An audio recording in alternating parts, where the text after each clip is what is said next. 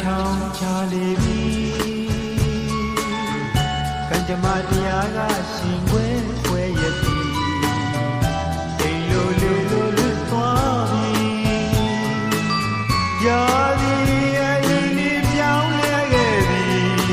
နှလုံးသားနှုတ်ငုံကောင်းလို့ဖူးပွင့်ခဲ့ပြီ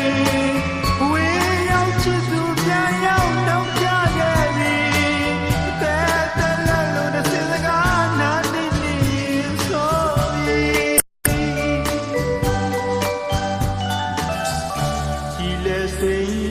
နဒီရွှေရောင်ငါးကလေးတွေရှိနေရက်စီ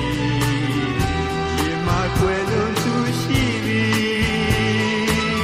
သူရဲ့ကိုပြန်လာတဲ့တိတ်နေနေစီ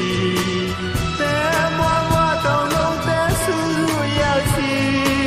အဝေးရောက်ချစ်သူပြန်ရောက်နောက်ကြခဲ့ပြီစရီကရဲ့ရေဒီကလေးလိုက်ကြလို့ကြံ